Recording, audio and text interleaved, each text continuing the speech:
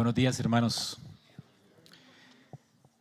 Vamos a abrir nuestras Biblias en el capítulo 8 de Lucas.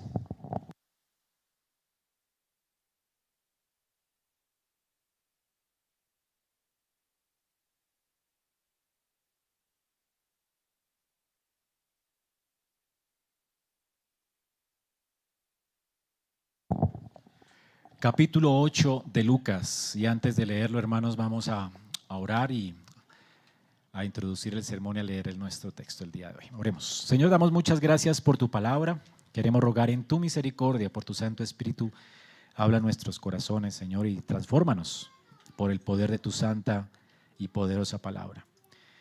Señor, te lo ruego y también te pido en tu misericordia, guía mis palabras, mis labios, mi mente, y que pueda hablar delante de ti a mis hermanos en esta mañana.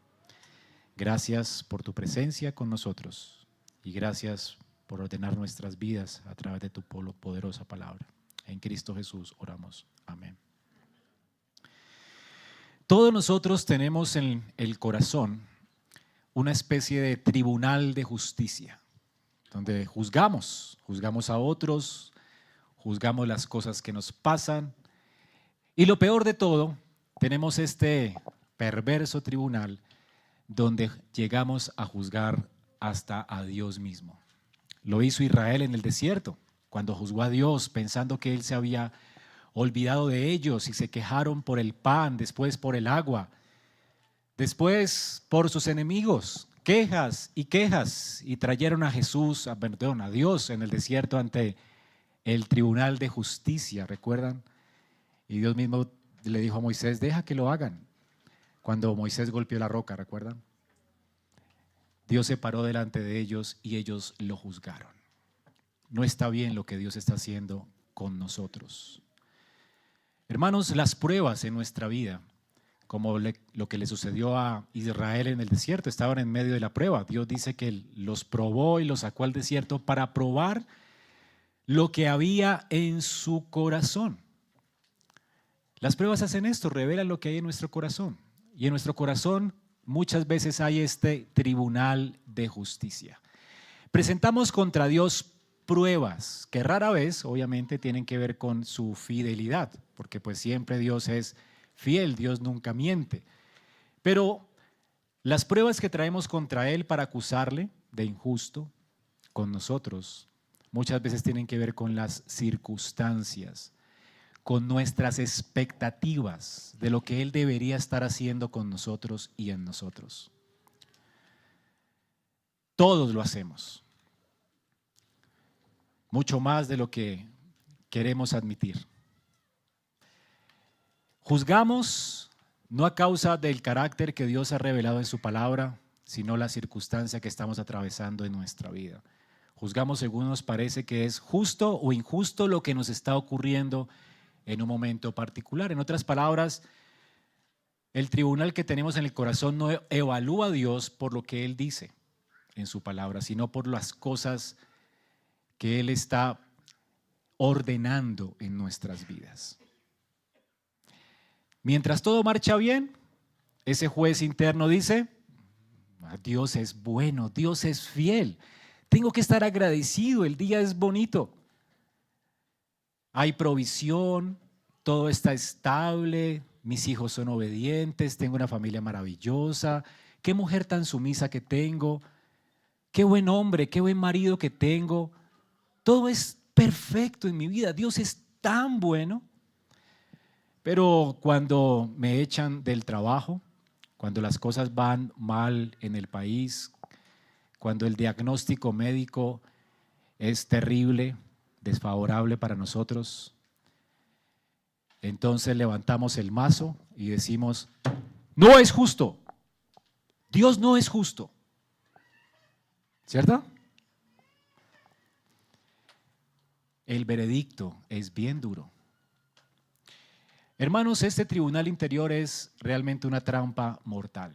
Es lo que podríamos llamar una fe meteorológica, hablando de tormentas que vamos a leer en Lucas 8. Una fe meteorológica. ¿Qué es una fe meteorológica? Es una fe que cambia con el clima. según el clima del día, ¿cierto? Una fe que depende del viento. Y pues una fe que depende del viento no va a sobrevivir a la primera tormenta. No es fe para nada. Y por eso usted y yo necesitamos escuchar la palabra de Dios con atención esta mañana. Porque esa lucha no es nueva, la tenemos desde Adán. De hecho, acabamos de leer Isaías 49. No sé si usted se dio cuenta de esto. Pero parece que Dios nos quiere hablar dos veces porque lo necesitamos como iglesia hoy. Esta iglesia lo necesita escuchar. Cuando Dios habla tres veces, pone un acento grandísimo para llamar nuestra atención hacia Él mismo. Cuando Dios habla dos veces a través de la Escritura, porque no lo propusimos los ancianos, sí, es porque Dios quiere hablarnos en medio de las circunstancias que estamos pasando como congregación en esta mañana. Yo nunca me he sentido en medio de una tormenta como hasta el día de ahora, y creo que las olas no han parado. Pero Dios habló a mi corazón mientras preparaba este sermón y espero que hable al suyo esta mañana.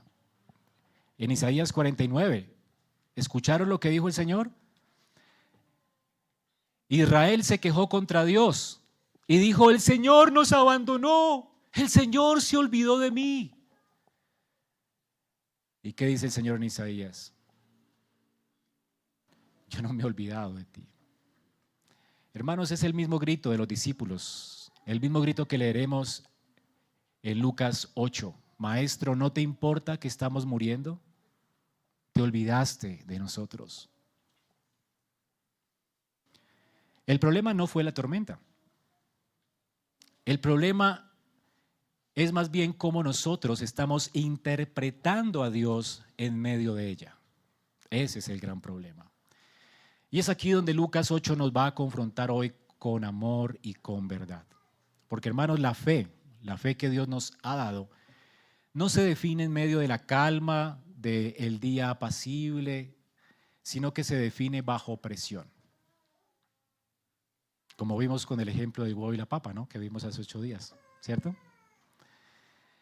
Es una fe que no niega la realidad de las tormentas, sino que es una fe que, a pesar de las tormentas, se aferra a Cristo y a sus promesas. Y es lo que Dios quiere reconvenirnos hoy. Recordemos que hace 8 días, 15 días atrás, en Lucas 8, del 19 al 21, vean el título que está allí, Lucas 8, 19 al 21, vimos la parábola del sembrador y cómo Dios define quién es la iglesia, define el ADN de los hijos de Dios. ¿Se acuerdan quiénes eran los hijos de Dios? ¿Cómo se pueden definir? ¿Cuál es el ADN de ellos? Los que oyen y hacen la voluntad. Es como se define la familia de Dios. Así que mi madre y mis hermanos, más que María y los que me están buscando, son los que oyen y hacen la voluntad de mi Padre. Seguramente usted, que conoce teología y como buen reformado, dijo: sí, amén. Es lo que dice la Biblia, amén. Pero Dios no se queda con un mensaje bonito aquí en la iglesia. Dios va a llevar a los discípulos de la clase, porque fue una clase magistral a la orilla del mar de Galilea, los va a llevar a la práctica. Dios siempre nos saca de la iglesia a la vida real el lunes, ¿ok? Y Él mismo, como van a notar ustedes, Él mismo el que lo hace. Bueno, vamos, ahora sí vamos a la barca, ya se acabó la clase, ahora vamos a ver de qué está hecha la fe de ustedes, ¿cierto? Y Él mismo les ordenó que prepararan el barco y que zarparan al otro lado, y Él se echó a dormir porque Él mismo ordenó una tormenta, como leeremos esta mañana. Así que Él ordena todas las cosas para esto. Hoy el Señor quiere llevarnos un paso más allá del salón de las clases. La palabra que vamos a escuchar hoy debe de sostenernos en medio de la tormenta. Dios quiere, hermanos, que nuestra fe no sea meteorológica, sino que sea prueba de toda circunstancia. Él quiere mostrarnos su gloria esta mañana, para que aprendamos a confiar en Él independiente de lo que esté pasando con nuestras vidas. Mis hermanos, en la vida cristiana no basta con escuchar la palabra cuando todo está en orden. Dios va a poner patas arriba nuestra vida como está poniendo patas arriba esta iglesia. Pero es allí donde la verdadera fe emerge, en medio de las pruebas.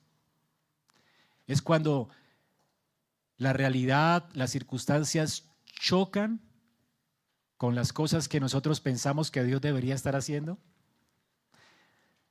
Cuando Dios nos humilla y no actúa conforme a lo que pensamos que Él debería hacer, conforme a lo que nosotros creemos que Él debería estar haciendo, es allí donde la fe es puesta a prueba.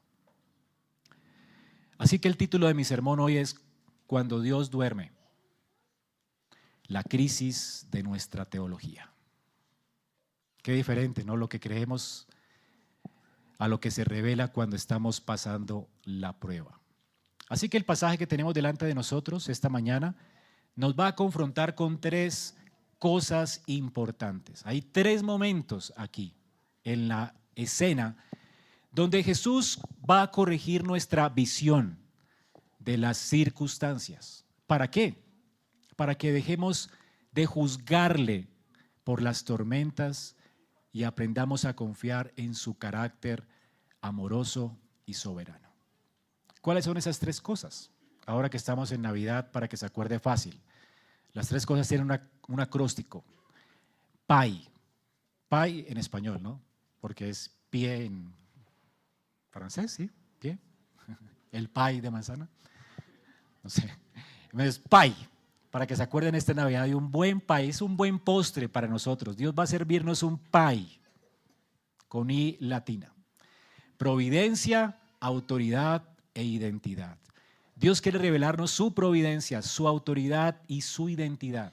Quiere que nos comamos este pie para que nunca nos atrevamos a sospechar de Él en medio de cualquiera que sea nuestra circunstancia. Vamos a leer la palabra de Dios esta mañana en Lucas capítulo 8, versículos del 22 al 25.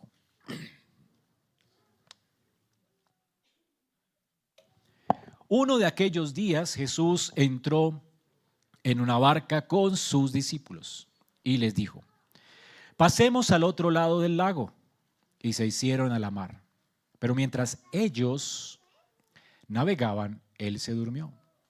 Y una violenta tempestad descendió sobre el lago y comenzaron a hundirse y corrían peligro. Llegándose a Jesús, lo despertaron diciendo: Maestro, Maestro, que perecemos. Y él, levantándose, reprendió al viento y a las olas embravecidas, y cesaron, y sobrevino la calma. ¿Dónde está la fe de ustedes?, les dijo. Pero ellos estaban atemorizados y asombrados, diciendo unos a otros: ¿quién pues es este, que aún los vientos y el agua manda y lo obedecen? Eso es palabra de Dios. Miren con atención cómo comienza nuestra historia. Vamos a ver la primera escena. Uno de aquellos días. Esto quiere decir que Lucas no está haciendo un tratado teológico en orden de eventos, sino en orden teológico. Él tiene un propósito en mente para enseñar a Teófilo y alentar a Teófilo en medio de su fe. Para Teófilo se van a acercar días difíciles. Ella ha sido entrenado en las cosas de Cristo. Y él escribe esta carta para que Teófilo entienda más perfectamente quién es Jesús y lo que él vino a hacer por pecadores como nosotros. Y quiere también alentar la fe de Teófilo. Así que después de un tratado doctrinal con una buena parábola, después de enseñarle quién es la familia de Dios, le dice: ahora Teófilo, recuerda esto, tu fe va a ser puesta a prueba. Y entonces coloca delante de él esta escena maravillosa, que seguramente ocurrió días después, pero la pone después de la enseñanza. Así que va a enseñar cuán poderoso es Cristo, cómo le enseña con autoridad y cómo la gente que le sigue debe caracterizarse por escuchar a su palabra, temerle y obedecerle. Ahora él va a afirmar la fe de ellos para que aprendan a temerle y a obedecerle. Él mismo coloca en nosotros el querer como el hacer. ¿Y cómo lo va a hacer? Él nos va a formar a través del horno de la prueba. Y entonces aquí van a ser probados. Ellos van a estar enfrentando una tormenta, enfrentando demonios y enfrentando la muerte. Y van a ser conscientes, van a ver con sus propios ojos que Jesús está por encima de las tormentas, del pecado, de Satanás y de la muerte. Para que nunca se atrevan a desconfiar de Él, a pesar de que estén rodeados de todos estos enemigos. Cristo es otro. Y Él, con el poder de su palabra, controla, dirige y gobierna todas las cosas. Así que Él va a diseñar Jesús más bien diseñó varias escenas para que sus discípulos experimentaran su poder y para que también ellos se dieran cuenta de cuán débil era su fe. Pero Él les va a alentar a seguir confiando en Él. ¿Dónde está su fe? ¿Se dieron cuenta de la pregunta de Jesús? El propósito de este texto es, pues, preguntarnos hoy a nosotros, ¿dónde está puesta nuestra fe? Y por eso este texto, con este texto de Lucas nos quiere llevar a preguntarnos, a confrontarnos acerca de dónde estamos poniendo nuestra fe. Principalmente en este texto, cuando tenemos circunstancias adversas, donde hemos estado pensando que tal vez Dios se olvidó de nosotros y vamos a perecer. Todo inicia aquí con una orden sencilla, versículo 22. Uno de aquellos días Jesús entró en una barca con sus discípulos y les dijo: pasemos al otro lado del lago. Y se hicieron a la mar. ¿Quién dio la orden? Jesús. ¿Ven? Antes de que existiera la tormenta, Jesús ordena todo. Él es el que propicia todo. Pasemos al otro lado del lago. Y aquí va a ser el punto de quiebre para estos discípulos. Así que la primera exhortación que tenemos, o la primera confrontación del texto es esta, la confrontación con la providencia inquietante. La primera P del PAI. Providencia. Acuérdese. Dios quiere que aprenda a entender que todo lo que ocurre en esta tierra es a causa de su providencia. Y quiero que noten algo. A veces uno puede ser muy duro con los discípulos porque dice, pero, ¿por qué no confiaron en Jesús? O sea, ¿cómo es posible que lo hayan reprendido así? De hecho, Marcos es más fuerte porque le dicen a Jesús, Señor, ¿no te da cuidado de que estamos muriendo? O sea, tú no te preocupas por nosotros. Eres un mal pastor, eres terrible. O sea, qué descuidado eres durmiendo. Eso fue un regaño más duro, ¿no? O sea que Lucas lo pone más suavecito para poner el acento en el Señor, ¿verdad? Pero la fe de ellos es terrible. Es una fe muy infantil, ¿ok? Que tenía que madurar. Ahora noten esto, hermanos. La cosa es que no pienses, ahora seguramente se montará tu tribunal de justicia ahora en el corazón y dirás, estos discípulos tan terribles. Pero lo que quiero que hagas es que pienses en los discípulos no como villanos, sino como un espejo para nosotros. ¿Por qué somos así? Ese eres tú.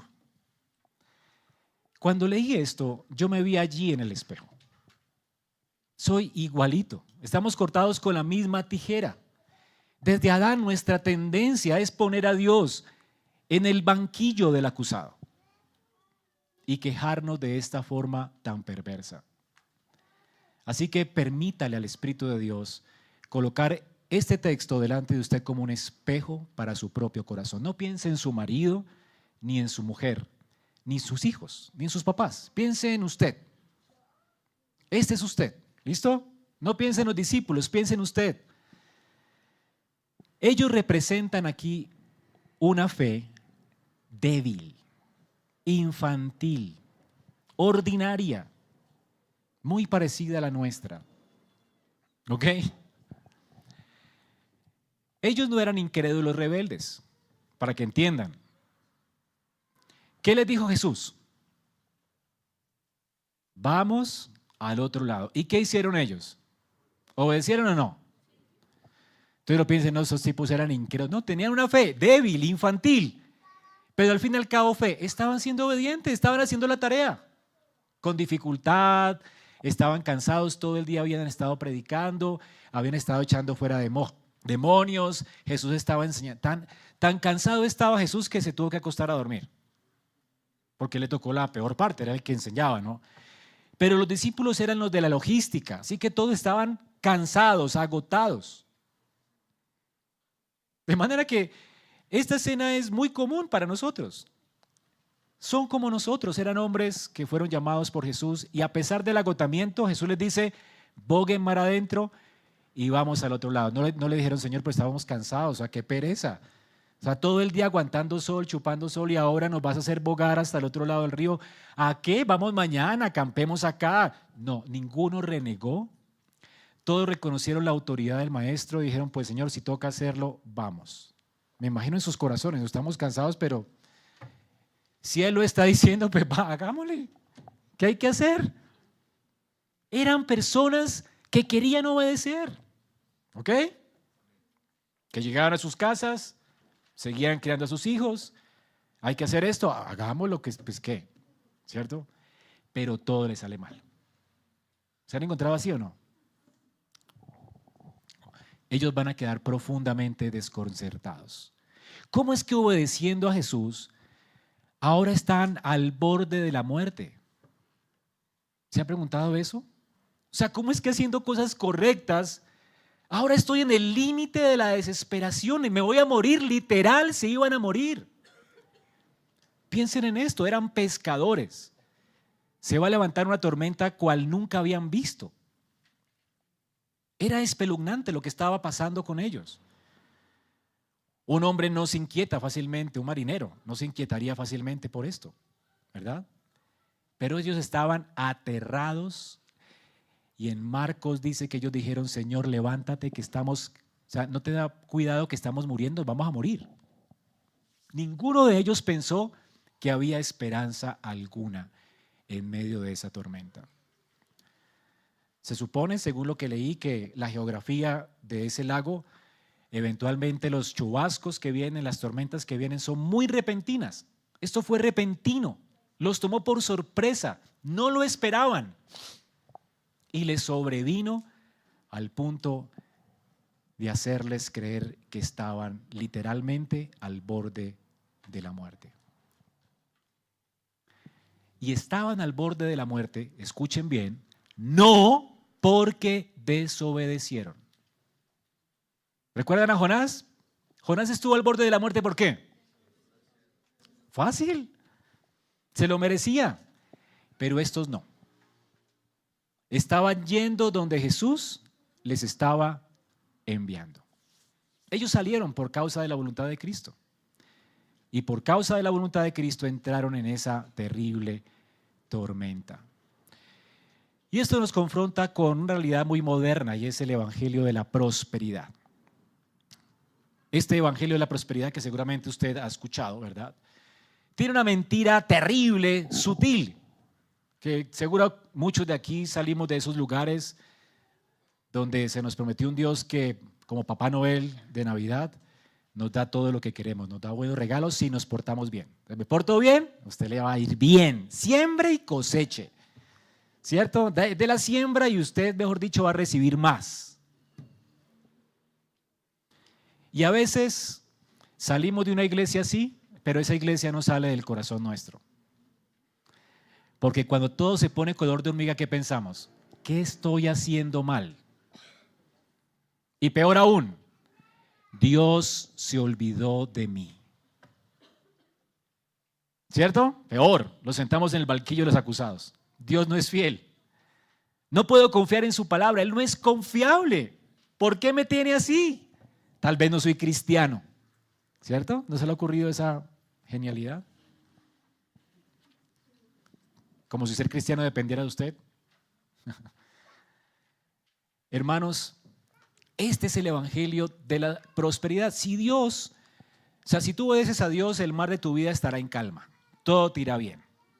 ¿Sí? Haz las cosas correctas y todas las cosas te van a salir bien. Pero esto desmiente esta teoría sin ningún rodeo.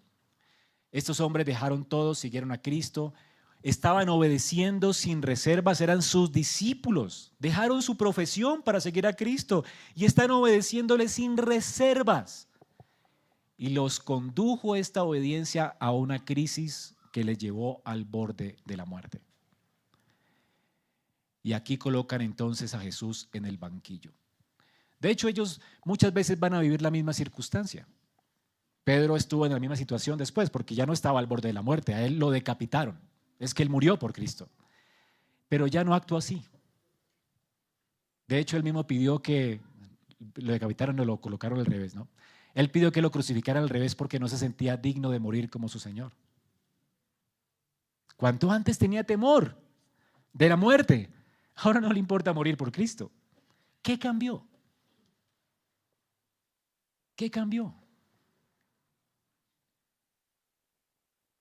Cristo perseverando para fortalecer el músculo de su fe. Una fe que aquí está todavía muy infantil.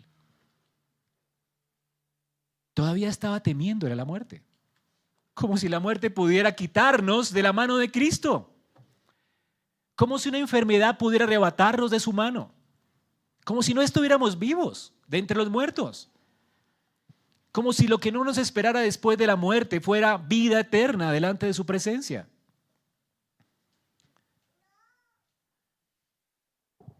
Dios, pues, diseñó soberanamente esta tempestad.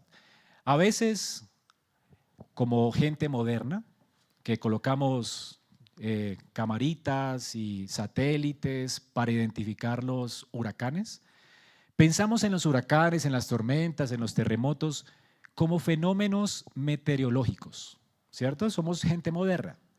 Ya tenemos hasta el teléfono que avisa cuando tiembla, pi, pi, pi, pita. Porque es un fenómeno que hasta lo podemos predecir. Segundos antes ya pipí va a temblar. Y ya usted puede salir corriendo, buscar escondedero, como si te pudieras esconder. Y viene la tormenta, viene el huracán, puedes meterte al sótano. Cosas predecibles de la madre naturaleza. Y somos bien naturalistas, ¿no? Pensamos que tiene personalidad propia y que ella decide cuándo sacudirse y cuándo no, y cuándo ventear, o se lo atribuimos a causas naturales. El Salmo 107:25 dice esto: Él habló y levantó un viento tempestuoso que encrespó las olas del mar. Dios habla a los marineros, dice el salmista. ¿Y cómo Dios habla a los marineros? Trayendo tempestades violentas como estas. Es decir, que cuando se forman huracanes, cuando se estremece la tierra y tiembla, desastres naturales como los que han sucedido en el tsunami en Haití, lo que sucedió esta semana en Colombia, que todo se sacudió, y si todo hubiera colapsado, si todos los edificios se hubieran caído, ¿saben obra de quién es esto? Lo decimos fácilmente, ¿no? Pero a veces pensamos, no, fue un fenómeno natural. No es un fenómeno natural. Es Dios hablando. Es lo que dice el salmista. Dios está hablando. Esa tierra está conmocionándose cada vez y cada vez va a conmocionarse más para llamar nuestra atención. Nos despertemos y pongamos en Él nuestra confianza, porque tú vas a morir. ¿Dónde está tu fe? Tú te vas a enfrentar a un juez que es justo, y si no tienes a Cristo, de nada te servirá. Estar delante de ese tribunal sería una condenación eterna para ti. Dios está llamando la atención de los hombres. Él está hablando en medio de la tormenta. Él es el que levanta estos impetuosos vientos. Él es el que encrespa las olas del mar. El mismo que calmó la tormenta fue el mismo que hizo que el huracán viniera en ese preciso momento. ¿Quién es el que manda el caos a nuestra vida? ¿Quién es el que endurece el corazón de la persona que está a tu lado para que te haga la vida de cuadritos? ¿Quién es el que te puso, los hijos que te puso? ¿Quién endurece y ablanda el corazón de tus hijos? ¿O el de tu esposa o el de tu esposo? ¿Quién es el que hace que toda tu vida se vuelva color de hormiga, que todo te salga mal o que todo te salga bien? Dios es el Dios soberano sobre las circunstancias. La Escritura dice que no cae a tierra un pájaro sin su voluntad. ¿Quién te dejó calvo? ¿Sabían que no? Dice que aún un cabello de la cabeza no se cae sin su voluntad. Sí, Sebastián. Hermanos, Dios es el que no permite que se caiga un pelo, o el que permite que se nos caiga. ¿Nos gusta? ¿Nos gusta ese Dios? No es predecible. ¿Por qué a uno los tiene así y a otros los tiene así? Dios es el que produce las circunstancias en nuestra vida. Y esto no se te puede olvidar en medio de la prueba. Él es el que ordena en su providencia todas las cosas. ¿Y por qué lo hace? Para los que aman a Dios, para los creyentes, ¿qué dice la Biblia? Todas las cosas les ayudan a bien. Y tú dices, amén. Pero ¿y por qué no dices amén cuando te está yendo re mal? Cuando todo se está derrumbando alrededor tuyo. ¿Por qué no dices amén? Porque no te gusta ese Dios. Es un Dios que no le puedes meter una camarita para que te prediga qué va a suceder. Drones a ver hacia dónde se va a mover la ola de Dios. Tú no sabes predecir esto. Y podría ser que esté sentado aquí, haya salido de estas iglesias carismáticas que predecían el mover de Dios y decían, hoy es el día de los milagros. ¿Tú qué sabes cuándo Dios va a hacer un milagro? ¿Yo cómo puedo controlar a Dios? Son brujos realmente. Engañados en su soberbia y mentira. Tú no puedes controlar a Dios. La Escritura dice que el Espíritu sopla donde quiere y como quiere. Tú solamente escuchas su sonido, pero tú no lo puedes predecir. Tú puedes notar dónde Él está obrando por los cambios que produce en la vida de la gente, por los cambios que produce en tu vida, pero tú no puedes predecir su obrar. El Dios de la Biblia es un Dios soberano. ¿Y para qué permite cosas terribles en nuestra vida? Para que aprendamos a conocer su gloria y para fortalecer nuestra fe. Yo nunca he conocido mejor a Dios que en medio de las crisis. Nunca. Es en la crisis, cuando yo he venido al Señor devastado, sin entender lo que está pasando, y le dice, Señor, ayúdame. Y se hace bonanza inmediatamente. Él pone paz en medio de la tormenta. Pone esperanza en el corazón. Es matemático. Nunca deja que la fe, que es omnipotente, porque Él la puso en el corazón de nosotros, falte. Por eso todas las cosas nos ayudan a bien. Y aún a pesar de que le pidamos mal, como veremos ahora. Pero recuerda esto, hermanos. Lucas está diciendo que aquí ellos estaban al borde de la muerte, no estaban pensando bien. ¿Quién tiene juicio en medio del conflicto, en medio de las circunstancias difíciles? Uno no puede ni pensar. Esta semana en el consistorio le preguntaba al pastor, pastor, ¿qué piensas? No sé, no puedo pensar. Así nos sentimos muchas veces, ¿verdad? No sé qué pensar, no puedo. Así se sentían esas personas. Y de repente voltean a ver a su creador y ¿cómo está? Dormido.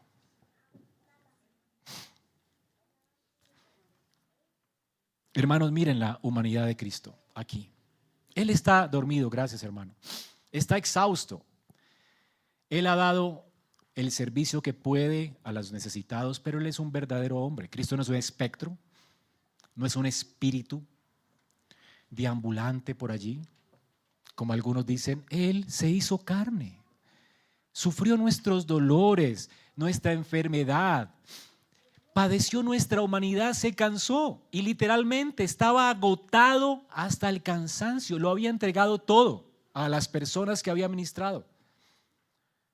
Así que estaba en una esquina del bote, sentado, acostado en un cojín, completamente relajado, y dormido.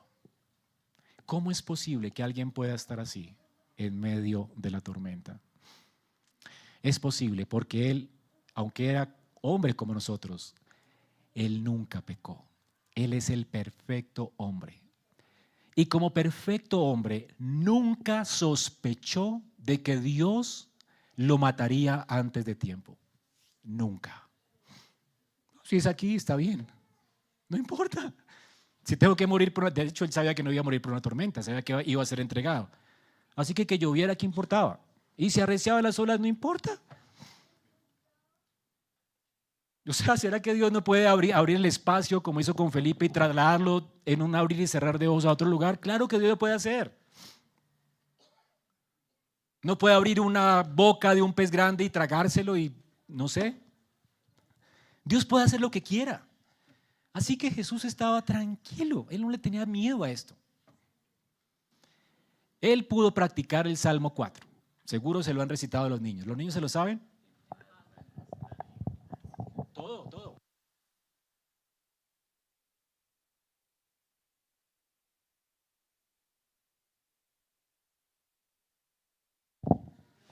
En paz me acostaré y asimismo dormiré, porque solo tú, Jehová, me haces vivir confiado. Cristo conocía al Padre. No solo recitaba este salmo, vivía este salmo. Él era no solamente un hombre, él era el hombre perfecto. Cristo está descansando en la providencia divina. Y aquí viene la confrontación para nuestro corazón. Nosotros, escuchen bien, véanse en el espejo. Nosotros asumimos que Dios duerme porque no le importamos. ¿Ves? Pero ¿qué sugiere el texto? Jesús puede dormir porque Él sabe que su Padre gobierna todo. Él está en paz. ¿Por qué? Porque Dios tiene perfecto control de las circunstancias. Esto no es cinismo, esto es paz. Porque hay gente que puede estar tranquila y uno le dice, pero mire lo que le está pasando, pero estoy en paz. Y uno piensa humanamente, este tipo tan cínico, ¿cómo puede estar así con todo lo que le está pasando? Pues el hermano es creyente y todavía tiene esperanza en sus ojos. No es cinismo, es confianza. Esto es lo que le sucedía a Jesús. Él podía estar tranquilo, dormido, a diferencia de Jonás, porque no tenía carga de conciencia y porque confiaba perfectamente en la soberanía de su Padre celestial. Él sabía que si a Dios el Padre no le estaba placiendo deshacer el turbión que había, no era porque el Padre lo esté abandonando. El Padre es libre de levantar tormentas y de hacerlas cesar. Él sabía que el Padre no estaba ausente, estaba presente. Él podía descansar en esto. Y eso a nosotros nos inquieta. No nos gusta un Dios así. Nosotros queremos un muñeco de Navidad que podamos predecir, ¿cierto? Al Cristo de las cruces católicas que están allí, ese Cristo se puede predecir, no se va a mover de esa cruz, no hace nada por nosotros. Pero es mejor un Dios así, que uno pueda predecir y que eventualmente le demos poderes infinitos, ¿no? O sea, que me dé un trabajo tal y que le hagamos votos si es que cumple con sus promesas. Queremos un muñeco a quien servir, pero el Dios a quien servimos es impredecible. Por eso Él dice que no nos hagamos imágenes de Él. Él es otro, no de esta creación. Es completamente infinito, es lo que hace que Dios sea completamente santo, santo, santo. Él es otro, no es de esta creación. Como le dije a los niños, no lo podemos meter en ninguna otra categoría. Hermanos, cuando la fe parece ahogarse, la pregunta no es si la tormenta va a pasar en nuestra vida, sino qué vas a hacer con un Dios que no actúa según tus expectativas. ¿Qué vas a hacer con un Dios que tiene procesos largos para ti? ¿Qué vas a hacer con un Dios que no va a seguir tu camino? Porque los caminos de Él son más altos que los nuestros. Y sus pensamientos son más altos que nuestros pensamientos. ¿Qué vas a hacer con un Dios que no va a seguir tu manera de pensar? ¿Vas a confiar en Él? ¿Cuál es la primera letra del Pai? ¿Vas a confiar en su providencia? Vamos con la siguiente exhortación o confrontación. La confrontación con su autoridad soberana. Autoridad. La tormenta no se va a disipar sola. Esto no se va a pasar solo. Así como las tormentas son producidas por Dios, las tormentas se aquietan por Dios. Ya lo sabemos por experiencia. ¿Quién puede deshacer un tsunami? ¿Quién puede decirle al tsunami, ya cálmese? No, cuando Dios quiera, ya. Si el terremoto Dios lo determinó por 5 minutos, 5 minutos va a ser y no menos. ¿Ok? Entonces, si la tempestad en tu vida, Dios la decretó que van a ser 20 años, pues eso no lo va a cambiar nadie, van a ser 20 años. ¿Vas a confiar en Él? ¿O te vas a desencantar con Él porque no actúa como tú quieres? El miedo de los discípulos tampoco se va a calmar por su reflexión teológica abstracta. Que tenemos una reflexión, somos buenos teólogos, ¿no? En la mente, ¿cierto?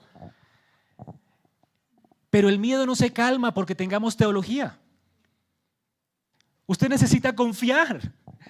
No solamente tener cosas en la mente, necesita confianza. Recuerden que la fe necesita 3 cosas.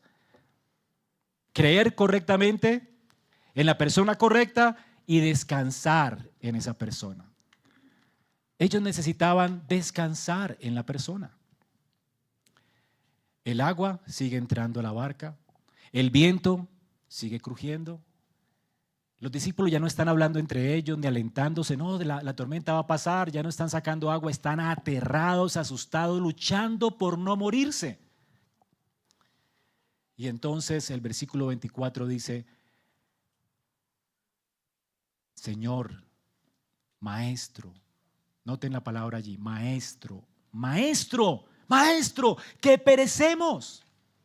Cuando hay 2 veces una palabra, recuerden, es un llamado de atención alto. ¿Okay? Es como una negrilla con minúsculas. La mayúscula sería, negrillas con mayúsculas sería 3 veces, así escriben los hebreos. Entonces mire la urgencia, Maestro, Maestro, que perecemos. Esto es como un llamamiento de atención. Es un versículo muy breve, pero devastador, porque nos hace mirar al espejo en ellos. Esto desnuda profundamente nuestro corazón. Los discípulos hacen lo que cualquiera de nosotros hace cuando ya no puede más. ¿Qué hacemos? Orar, clamar, gritar. Señor, ya no puedo más, estoy cansado. ¿Qué pasa? Me estoy muriendo.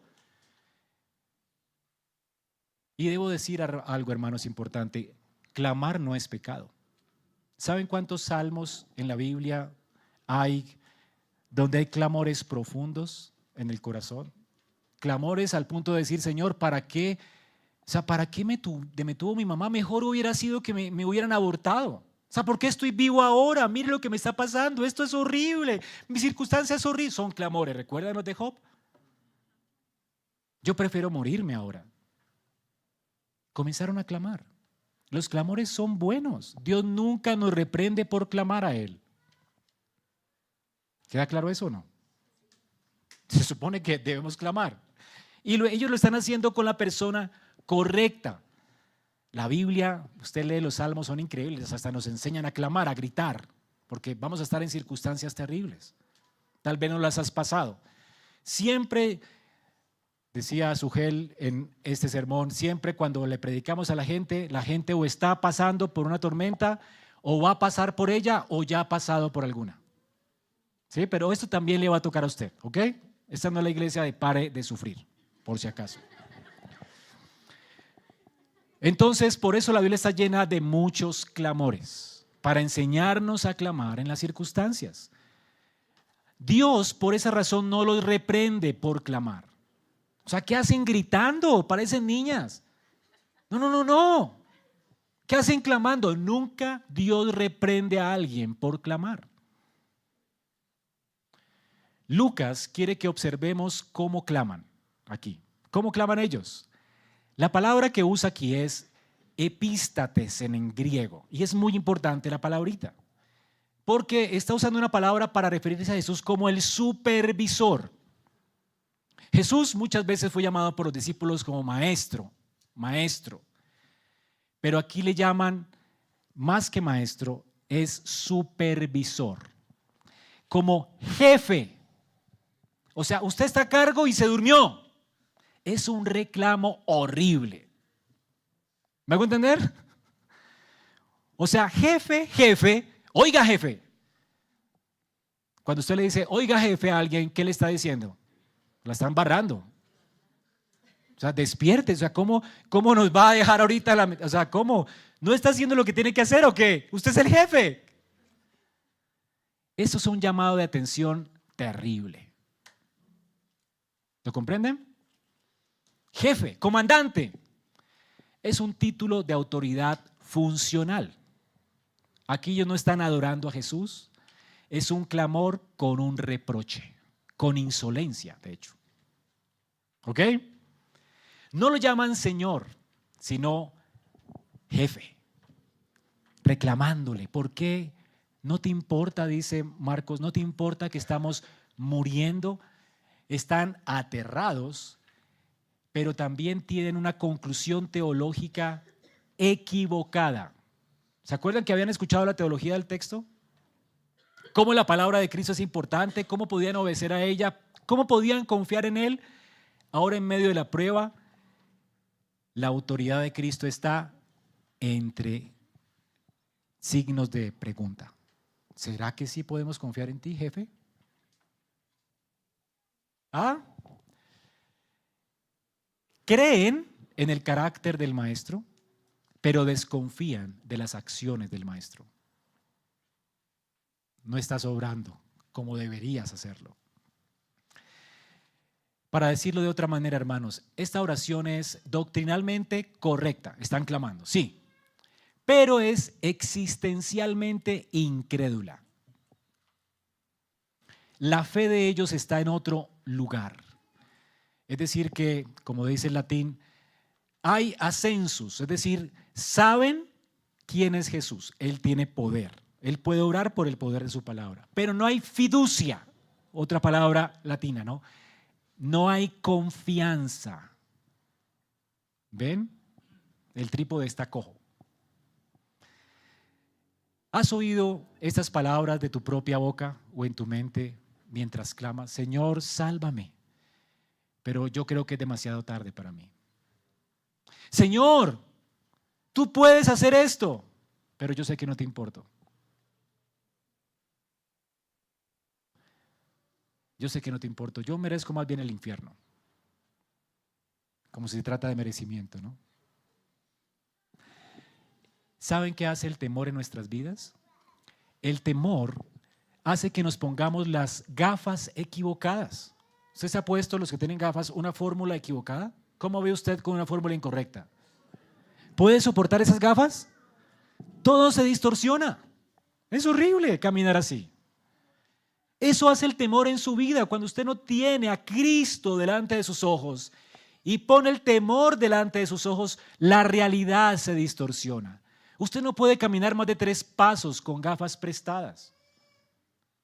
Usted necesita a Cristo, necesita un entendimiento correcto y necesita descansar completamente en Él y mirar la vida a través de sus lentes. El miedo distorsiona la realidad. Hace que veamos fantasmas donde no los hay. Miedos infundados donde no existen. Cosas irreales. Es de hecho una locura. Ahora, la ironía allí es que le preguntan por su interés. ¿No te preocupa de que estamos muriendo?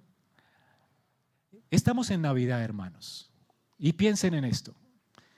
¿Serías capaz de preguntarle a Jesús, Señor, ¿no te das cuenta de que estoy muriendo? O sea, ¿no puedes hacer ahora algo por mí? A la luz de lo que ya sabes en Navidad, que nos recuerda por lo menos estas fechas. ¿Qué celebramos en fechas como estas en todo el mundo? El nacimiento. ¿Qué es el nacimiento? Es la condescendencia divina. El Dios omnipotente que condescendió y vino a hacerse hombre, ¿para qué? Para tomar nuestro lugar, para tomar la ira de Dios en nuestro lugar, para ser condenado en nuestro lugar, para que nosotros pudiéramos vivir delante de Dios sin mancha. Él vino a llevar nuestros pecados para hacernos santos delante de Dios en Él. Vino a hacerse cargo para que no muriéramos eternamente. ¿No es un reclamo terrible? Terriblemente perverso. ¿No te da cuidado que estamos muriendo? Ahora Jesús pudo haber respondido, pues claro que me da cuidado que está muriendo. ¿Acaso no vine del cielo a la tierra? ¿Acaso no siendo Dios me hice hombre para llevar la culpa de sus pecados para morir? Sin vergüenzas, hombre. No tenía que hacer esto Dios. Jesús tuvo el derecho de afligirse por ellos, de quejarse con ellos, de sentirse dolido con ellos. Es injusto que lo traten así, ¿o no? Como que jefe, qué irrespeto. Si los vi muertos, por eso vine, para darles vida. ¿Cómo que no me da cuidado de que mueren? Perversos, incrédulos. Pero ¿qué hace Él? Hace lo más tierno. Se levanta, no alza sus manos, no clama a Dios, porque Él es Dios. Le dice a los vientos, póngase un bozal. Literalmente dice eso. Enmudezcan. Cállense ya, cállense. Y el viento se calla, como un perrito. No puede ladrar. Y ahora el mar está como un espejo.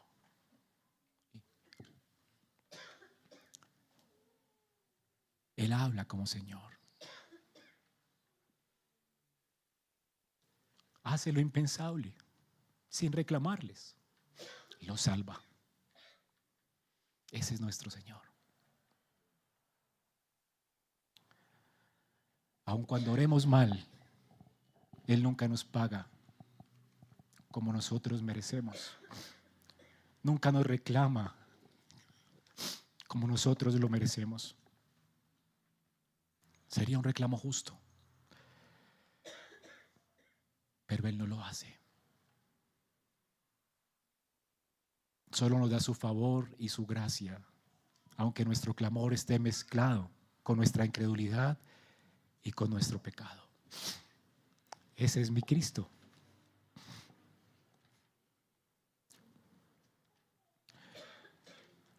Y lo más increíble es que no hay un proceso gradual. ¿Notaron eso? Inmediatamente se hizo bonanza. El texto dice, y cesaron y sobrevino la calma.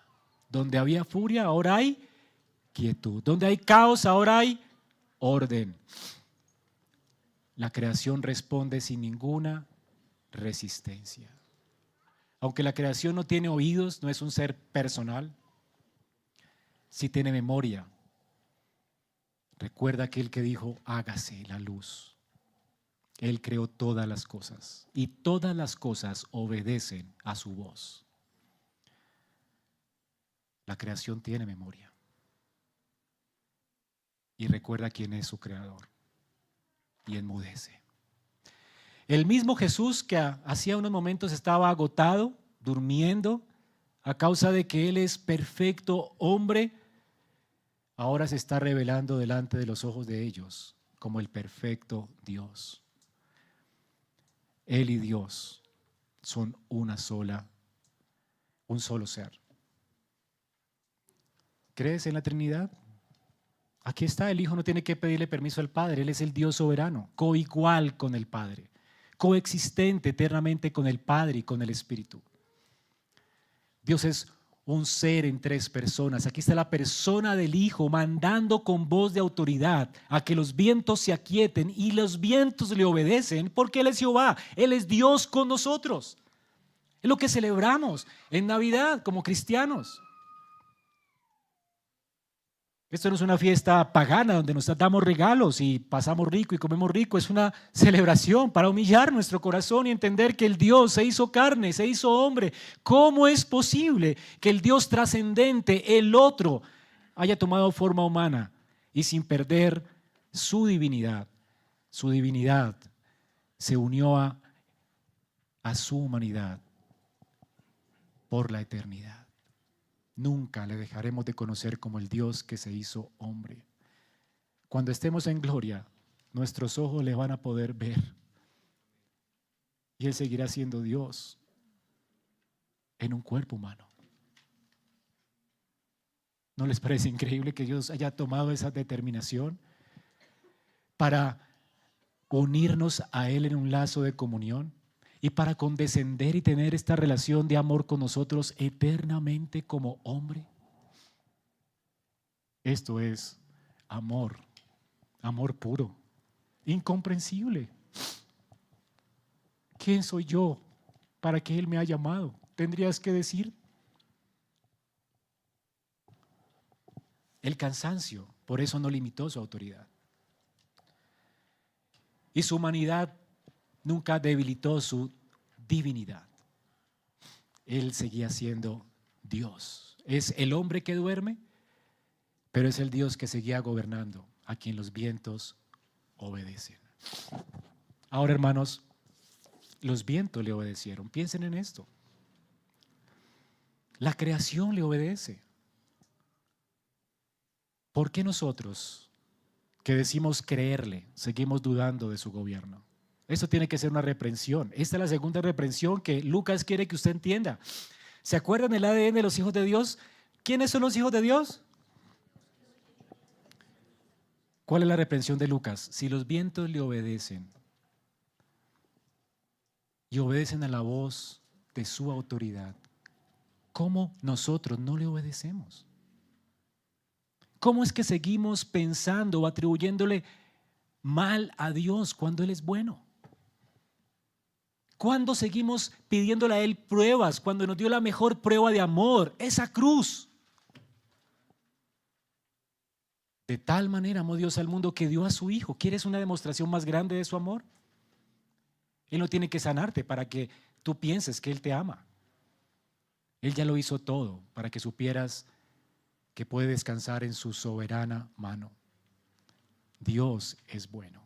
De manera que el mar nunca fue el problema. ¿Cuál fue el problema? Lo que ellos creían que era Jesús. Ahora Jesús se revela para mostrarse más glorioso a ellos, para que ellos pongan su confianza completamente en Él. Y aquí aprendemos otra cosa. En medio de nuestra incredulidad, Dios normalmente no nos reprende. ¿Sabes qué hace Él cuando clamamos? Aún con nuestras quejas, aún cuando le atribuimos despropósito en las pruebas, Dios se muestra más glorioso. No te reprende, te muestra más su gloria. Voy a mostrarte quién soy, muchacho, para que aprendas quién soy y nunca dejes de confiar en mí. Él nos quiere más fuertes. Y por último tenemos la confrontación con su identidad suprema. El mar está en calma, en silencio, un silencio incómodo. O sea, imagínate el estruendo, las olas, los gritos. Gritos de, ¿usted ha escuchado gritar a un hombre? Llorar a un hombre es horrible, ¿no? Está hasta incómodo la situación. Pero ahora la situación es más incómoda. Todos estaban como niños cuando de repente todo se hace bonanza. Qué pena, o sea, uno de hombre a uno le da pena. Cuando uno estaba gritando como niña, de repente pues no era nada, ¿no? O sea, no era nada, estábamos con el campeón, con el Rey de Reyes. ¡Qué pena! O sea, estamos como, no sé, niñas gritando. Pescadores fuertes, valientes, y de repente el Señor hace su obra y uno como que no puede levantar la cabeza. Y peor aún, Freud decía que los hombres inventaron a Dios para poder hacer frente a sus temores más terribles. Ocurre un sismo, un terremoto, un huracán y Freud decía, necesitamos algo en que creer, en que confiar en medio de esa circunstancia. Entonces inventamos a Dios. Y así el temor, de alguna forma el temor se aplaca porque tenemos a alguien que pensamos que es supremo con el que podemos lidiar el temor. Así que para Freud Dios es un invento humano para poder hacer frente a las cosas que más tememos. Pero algo curioso sucede aquí en esta narración. Cuando el mar se aquieta, si ustedes leyeron bien, y se hizo bonanza, dice la palabra de Dios aquí.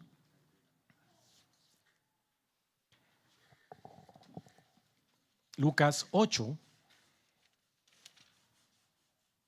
versículo 25. ¿Dónde está la fe de ustedes? Les dijo. Pero ellos estaban atemorizados y no solamente tenían miedo, sino remiedo. Ahora estaban, la palabra asombro hoy es aterrorizados. Peor que antes. O sea, ¿Freud tiene razón? No.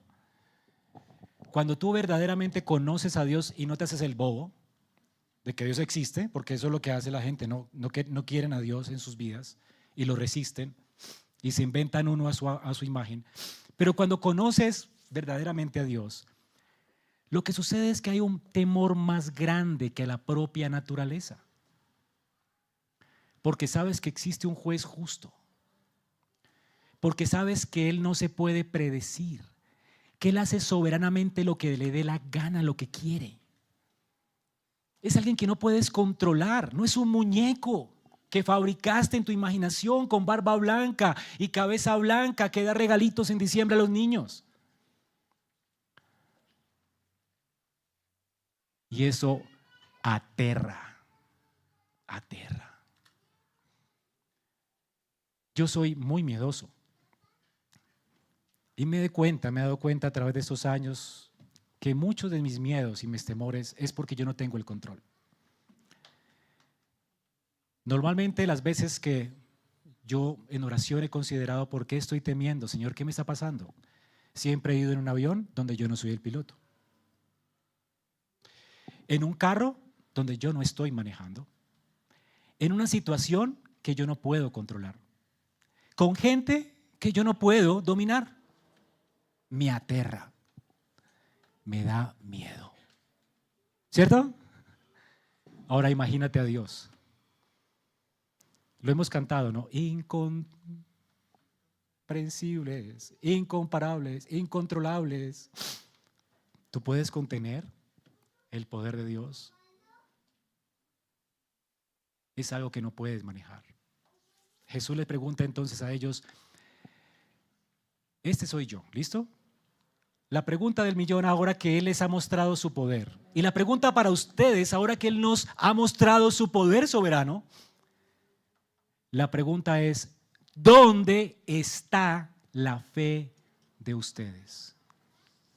Si nuestro Dios el Altísimo es temible, es otro a quien no podemos poner en una categoría, quien puede hacer que seguramente tus problemas seguirán, pero puede hacer que tu corazón tenga paz en el momento, en el instante de la muerte.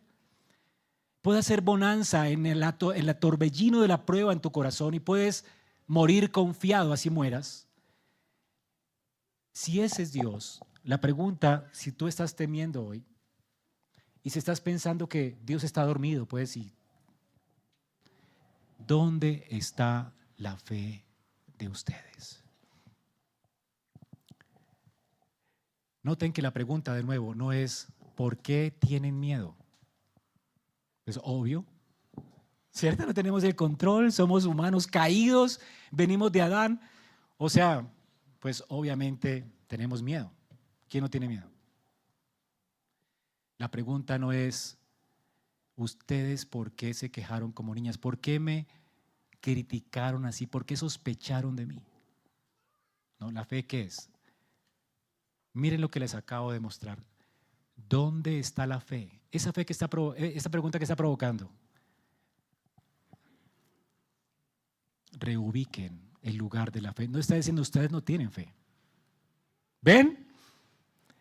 Sino donde está perdida, está reubicada. Necesitan calibrar el GPS, ¿sí? Porque se perdieron, tomaron la avenida equivocada, pusieron su fe en un Dios que no existe, que no tiene control de la naturaleza, que no tiene potestad sobre las horas, que no puede hacer nada por ustedes, que puede matarlos antes de tiempo. Necesitan reubicar la fe. La fe se les perdió por un momento. Reubíquenla, calíbrenla. Y mírenme a mí, mirad a mí y sed salvos. Como dice Hebreos, con los ojos puestos en Cristo, el autor y el consumador de nuestra fe. Tú tienes que ponerte las gafas para tu fórmula, las gafas que tú necesitas. Tu ceguera es tan terrible que no necesitas ponerte otras. Cristo es suficiente para tu ceguera. Cuando Cristo está en nuestra barca, todo tiene sentido a la luz de Él. Aunque no le hallemos sentido a las circunstancias, todo lo puedes leer y ver a la luz de Él y puedes seguir confiando a pesar de lo que está sucediendo en tu vida. Hermano, mientras las aguas estaban tranquilas, esa gente confiaba. Seguía la instrucción, pero cuando el viento rugió, ¿qué hicieron ellos? Ellos, escuchen bien, anótelo, ellos reinterpretaron a Jesús a la luz de las tormentas. No tienes que dejar que las circunstancias te digan quién es Jesús. No dejes que lo que esté ocurriendo en tu vida defina a Cristo para ti. Deja que la palabra lo defina y descansa en ella. Así que no debemos juzgar a Dios por las cosas que vemos. En vez de interpretar lo que vemos por quién es Dios. Dicho de otro modo, hermanos, permitan que las circunstancias funcionen como un lente teológico. Es terrible para nosotros. Más bien que Cristo funcione como un lente teológico para analizar las circunstancias.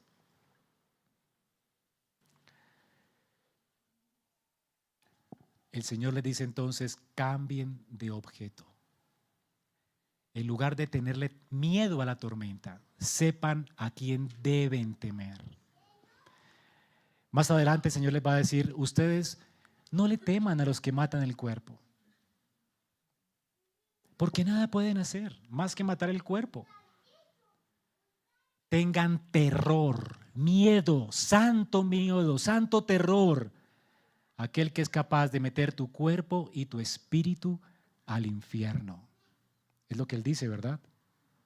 En contra de un actor famoso que está diciendo que el infierno no existe. Jesús dice que Dios va a meter el cuerpo y el alma de las personas a un infierno interminable. A ese tienen que temer. Y ese temor no es un temor para alejarnos de Dios, es para guiarnos a la única respuesta de Dios a nuestro pecado. Ese temor debe llevarnos a confiar en Cristo. Mira lo que Él es capaz de hacer. Ese Dios omnipotente se hizo carne para llevar todas las olas encrespadas por nosotros. Esto simplemente es un cuadro del Evangelio, estas olas encrespadas, que posiblemente es la forma en que Dios habla para mostrarnos su indignación y su ira. Miren, los voy a matar lo que ustedes merecen. Pero Jesús dice, aquíétense. ¿Y saben por qué se aquietaron esas olas? No solamente por su voz, sino porque en la cruz del Calvario la ira de Dios no se aquietó para Cristo. Toda la ira de Dios fue sobre Él. La peor de las tribulaciones. Dios responde, ¿quién ha gustado la ira de Dios? Y la respuesta es todavía nadie, porque nadie se ha levantado de la muerte para gustar el infierno. Pero la respuesta obvia es que uno sí la gustó por todos. Y Él gimió hasta la muerte diciendo, Señor, si quieres pasa de mí esta copa, pero confío en ti. Que no se haga mi voluntad, yo confío en ti, Señor, pero me cuesta.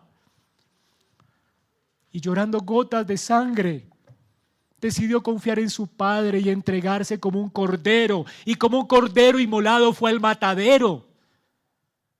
Y se bebió hasta las heces la copa de la ira del Padre para que tú no mueras. La pregunta es, ¿dónde está tu fe?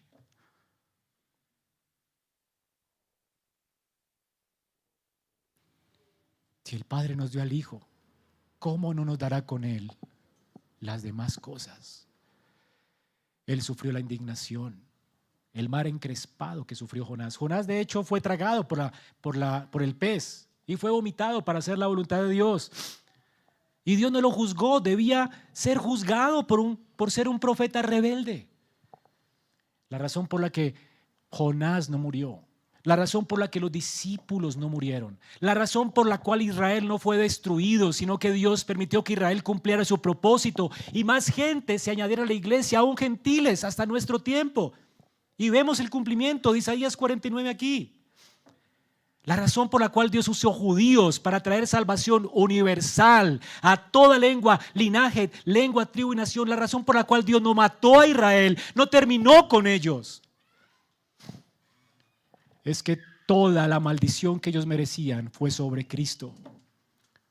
Y la razón por la cual tú no has muerto hoy, a causa de tu incredulidad, de tus quejas, a causa de que has puesto a Dios en el tribunal de la justicia y lo has juzgado injustamente, la razón por la que la tierra no te ha tragado hoy,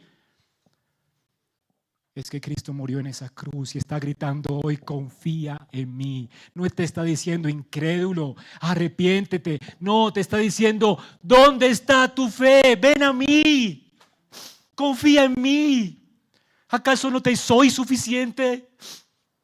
¿Tengo que hacer algo más para demostrarte mi gracia, mi amor, mi misericordia? Ojalá puedas salir de aquí.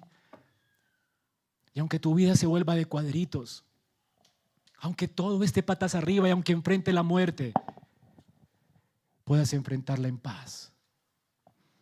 Porque que en Cristo tú sabes que Dios tendrá cuidado de ti. Porque aquel que murió en la cruz nunca dejará tu alma en el Hades. Él no dejará que la ira de Dios sea sobre ti porque ya fue sobre Él. Él nunca te soltará. Leímos en Isaías 26. Dejará. O sea, Israel se quejó, Señor, nos abandonaste. ¿Será que una mamá es capaz de dejar a sus hijos? ¿De olvidarse de ellos? Bueno, hay madres. Dios dice, sí, puede ser. Pero sepan algo, yo no me olvidaré de ti. ¿Y saben qué dice Él? Te tengo esculpida, Israel. Te tengo esculpida en mi mano. ¿Sabes cómo el Señor te esculpió a ti? Con clavos que fueron perforados. Allí puso su nombre. Fue clavado por ti. Allí estaba tu nombre. Tu maldad, tu pecado, tu perversión, todo estaba allí. Te esculpió con esas manos. ¿Tú crees que me olvidaré de ti?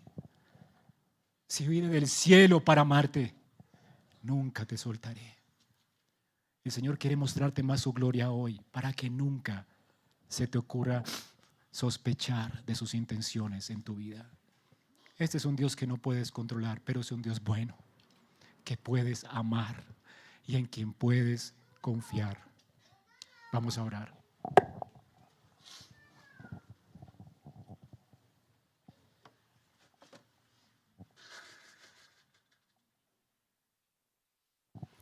Señor, gracias por tu compasión, tu amor y tu misericordia. Gracias porque solamente es clamar a ti, tú que atarás la turbulencia de nuestros corazones, nuestras preguntas. Tú eres poderoso para responder mucho más allá de lo que pensamos y entendemos. Señor, obra en la vida de mis hermanos. Entiende, Señor, que podamos todos entender aquí que tú nunca reprochas, tú salvas. Tú nos muestras tu gloria, tu amor, tu misericordia, tu gracia. Te levantaste en el madero. No para reprocharnos, sino para clamar desde esa cruz: mirad a mí y sed salvos. Señor, no permitas que salgamos de aquí incrédulos. Rompe nuestro corazón de piedra, Señor, y que el objeto de nuestra fe seas solo tú. Que podamos verte más glorioso en esa cruz. Que podamos ver tu amor más glorioso, tu gracia más gloriosa, de manera que nuestra fe sea firme y que independiente de toda circunstancia podamos seguir confiando en ti, aunque todo duela, aunque la vida sea peor, aunque las cosas a nuestro alrededor vayan mal. Señor, que tú nos seas suficiente. Llénanos de esa esperanza, de esa calma, de ese sosiego. Consuélanos, de manera que en medio de las circunstancias difíciles podamos traer consolación a otros. Ayúdanos a ser pacientes, ayúdanos a esperar en ti. Yo te lo ruego, Señor, en el nombre de Cristo Jesús. Amén.